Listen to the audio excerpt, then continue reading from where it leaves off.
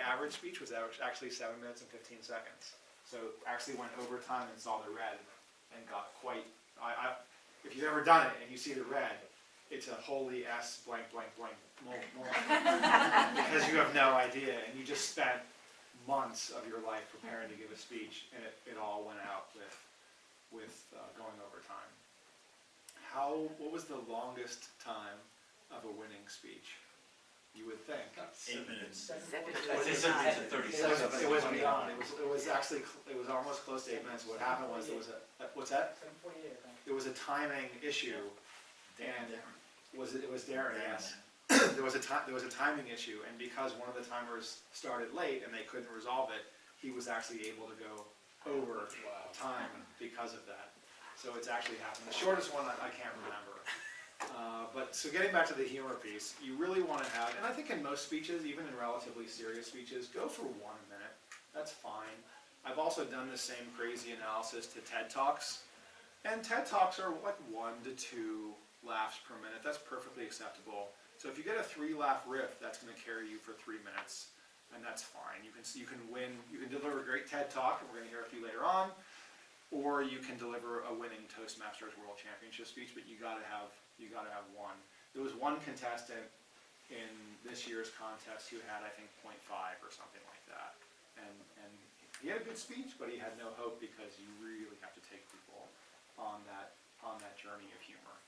Do you have an example of a riff?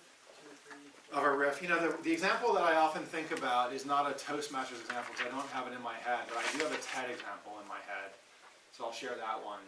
There's the most viewed TED speaker of all time is a guy named Sir Ken Robinson, and he talks about creativity and education.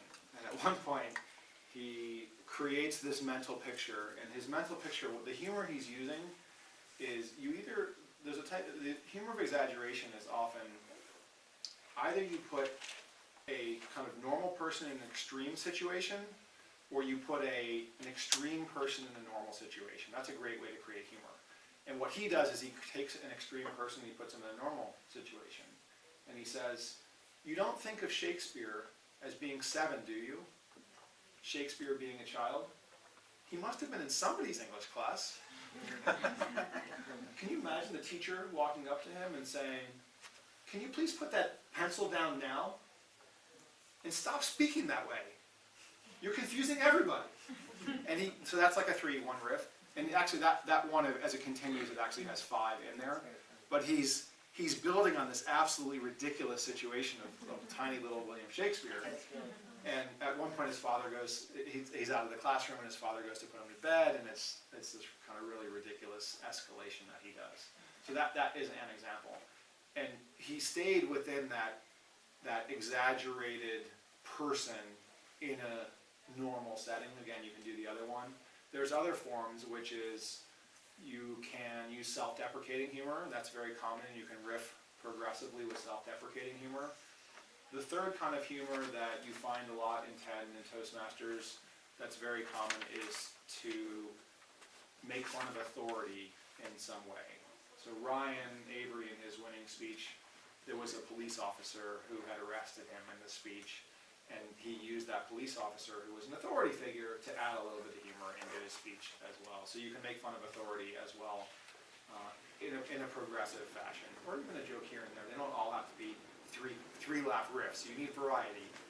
You need variety in your speech. All right. Let me just stop for a second, because I can talk endlessly about almost all aspects of the international speech. Are there things that you're curious about? About storytelling, yeah? And let me just take a few others so I just get them in my head. So storytelling, what else? I'm really new to this, so I'm trying to get familiar with when you're doing that, and you choose to get up and participate in the contest.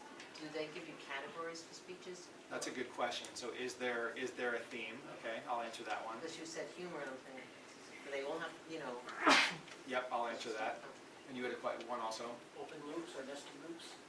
Where you're doing a callback? Yeah. Start a story, you don't finish it until later on, or maybe start several stories. Yeah, so I'll put the two of those together actually. Go ahead. How about the need to do something unique or unusual dramatically or thematically or even theatrically? Something, yes. So also a good point. All right, so let me cover off on some of those. You got another one. When you have a topic that is just very hard to find something humorous in it. Yeah. How does that, how What do you work do? that in?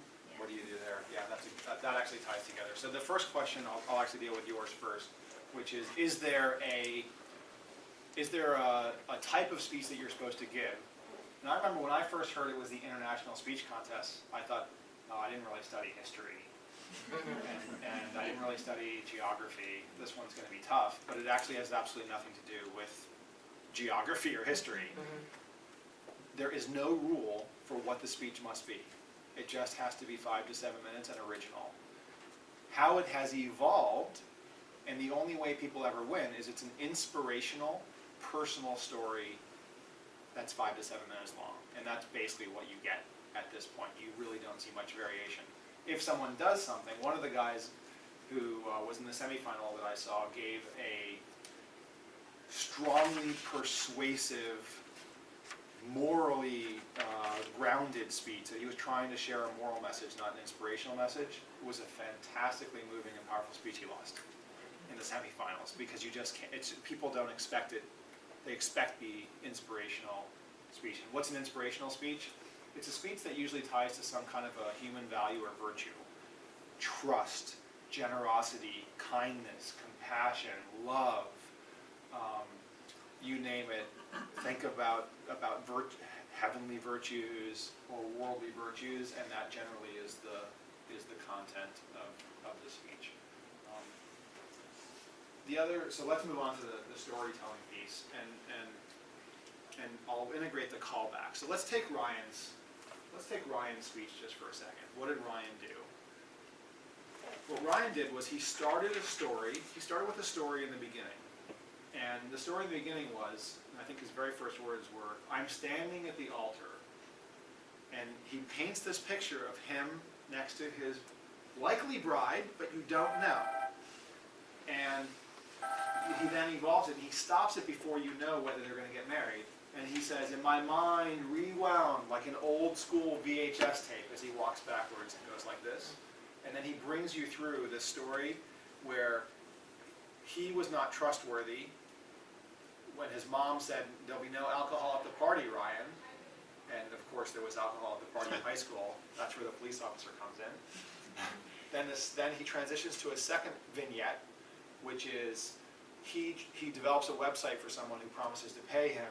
He hands the guy the code on a flash drive, and the guy says, oh, the check, I'll send you the check, I forgot my checkbook. Of course it never arrives. And then the third one is that he goes off on, I think, either a mission or he goes off to do a study abroad, and his fiancée says that she'll wait for him, and that's where she trusted him. And a lot of people in the audience, and I talked to them, thought, I don't know if he's actually going to marry this woman at the end of the speech. That was the tension in the speech, was are they going to get married? And then of course he brings it back at the end with an internal loop, with a callback, that he brings us forward in time back to the moment they actually do get married.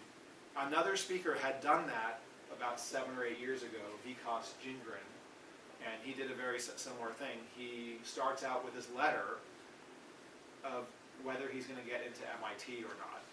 And then he does the exact same thing. He goes back, he gives us 3 vignettes, and then in the end he opens the letter, and the speech title was The Answer is Inside, which is a great title, and it's not a maxim, but it is something that has great emotional value associated with it as well. So let's talk about storytelling just for a minute.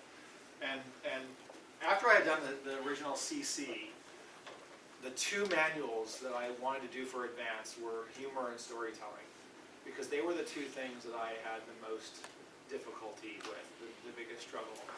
In order to do the storytelling one, I took a break, and I read everything I could on Hollywood screenplay writing, because I figured that's where if the answer's inside, it's inside of those books. And I discovered an author, his name is Christopher Vogler, and he wrote a book called The Writer's Journey. It's hands down one of the best storytelling books I've ever read. And what he does is he deconstructs storytelling into a 3-act structure.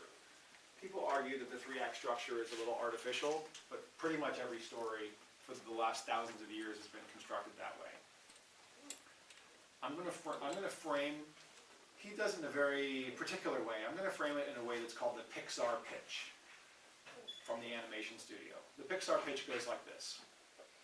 Act 1, you establish the ordinary world, which is once upon a time. All right, that's the ordinary world.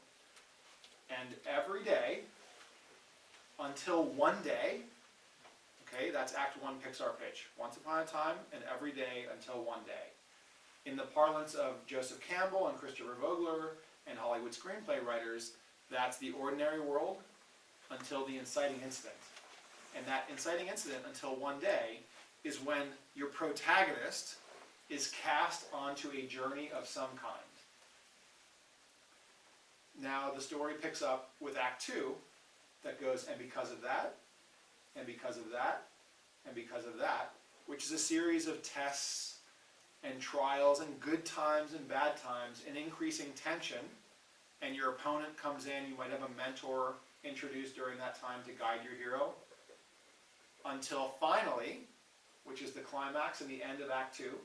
So just to recap from the beginning, it's once upon a time and every day, until one day, Act 1, and because of that, and because of that, and because of that, until finally,